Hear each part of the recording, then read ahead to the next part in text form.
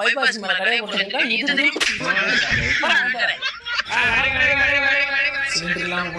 வத்தி போய் மூச்சு பண்ணி இருக்கு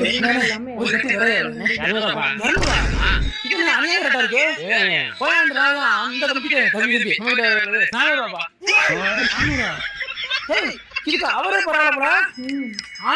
கோச்சுக்காம நம்ம கட்டில 2 டிக்கெட் கொடுக்கல 500